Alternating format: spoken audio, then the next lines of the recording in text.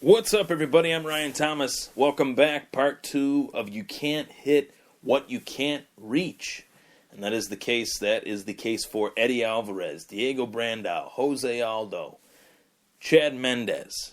Obviously, now Eddie Alvarez, Marcus Brimage, Dennis Seaver. The majority of the guys that Conor has fought over the course of his career have lost because they cannot reach him.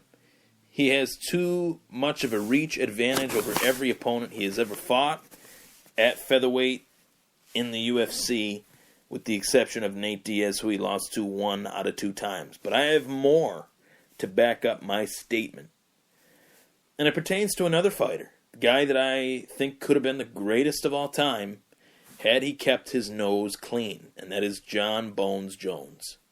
John Bones Jones took the UFC world by storm, winning the UFC light heavyweight title, I believe at the age of 22, versus one of the legends of mixed martial arts, Shogun Rua, virtually dismantling Rua in quick fashion.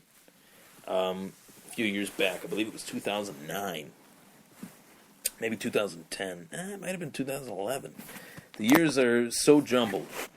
But John Jones dismantled Shogun Rua to win the UFC light heavyweight belt, the youngest UFC champion of all time.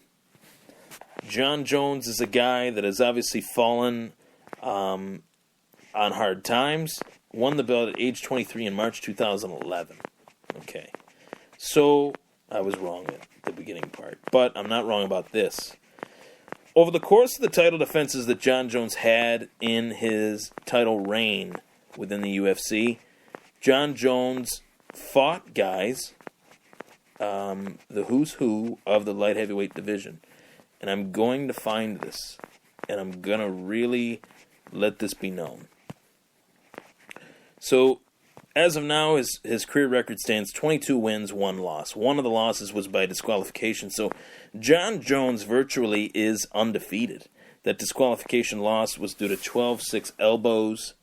And over the course of John Jones' career in the UFC, he has also fought with a massive reach advantage. It was well known. John Jones had the long arms, the spinning back elbows, the spinning back kicks, back fists, you name it. Fought Brandon Vera, Vladimir Matyushenko, Ryan Bader. Then he beat Mauricio Shogun Rua for the title. His first title defense, he fought Quinton Jackson. And John Jones has a reach that surpasses most fighters in the UFC. He has a reach advantage that propelled him to defend his belt against Quinton Jackson. He has a reach advantage that propelled him to beat Lyoto Machida. He has a reach advantage that propelled him to beat Rashad Evans. He has a reach advantage that propelled him to beat Daniel Cormier. Every title defense in which he had defended his belt, with the exception of one, gave John Jones problems, and that was when he had to take on Alexander Gustafsson, who had, I believe, an 84-inch reach, and John Jones had an 82-inch reach.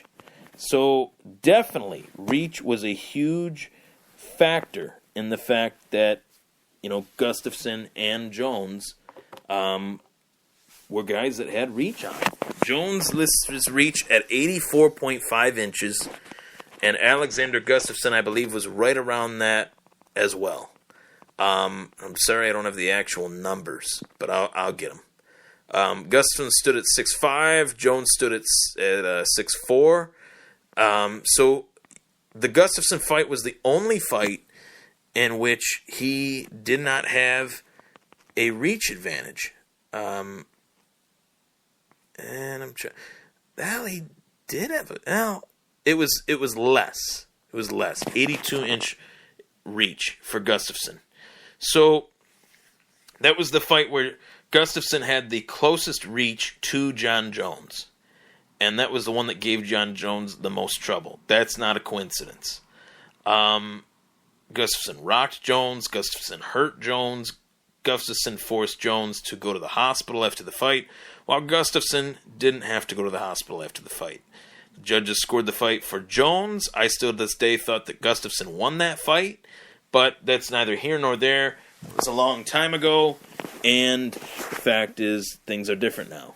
Gustafson's fallen on hard times. He's lost to Rumble Johnson and Daniel Cormier. And now, obviously, Daniel Cormier and Rumble Johnson, with the John Jones fallout, are the number 1 and number 2 best light heavyweights in the UFC. But my point is, reach is a huge factor in a fight. And it's not only a huge factor in standing and striking, it's a huge factor in trying to shoot for a takedown. Fact is, with a reach disadvantage, like the reach disadvantage that Eddie Alvarez had in the fight with Conor McGregor last night, the 5-inch reach disadvantage for Eddie Alvarez, as soon as Alvarez realized he could not hit Conor McGregor, he realized, I cannot take down Conor McGregor as well. Because if I can't reach him by punch, how am I supposed to get in on his legs and put him down on the mat? Two completely different things. Two completely different offensive concepts. One, you're trying to land a straight punch or a jab or a hook. You're trying to get it to land. You're trying to hit the head. With a takedown, you are going after either both legs or one leg, trying to get underneath with leverage on the opponent to get them down to the ground, transferring your weight, putting the guy on his back, putting the guy on his stomach. Either way. And as soon as Eddie realized that he could not touch Conor McGregor, that fight was going to end very quickly. And those punches that McGregor landed against Eddie Alvarez, or on Eddie Alvarez, I should say, they were not flush punches. It was more so Eddie Alvarez was getting caught at the end of those punches, which is just as bad, if not worse, because if a guy is fully extended, he might have more speed on his punch than he did when it was just, a tiny little shovel hook or a tiny little, jab. Conor McGregor was able to put his full body into it, and it wasn't even so much power. It was just the fact that Eddie Alvarez, with the reach disadvantage, was running right into those shots. And they weren't flush right on the chin, but they were glancing blows in succession, which is just as bad. So I really hate to, dissect Conor McGregor and make it sound like he doesn't deserve the credit.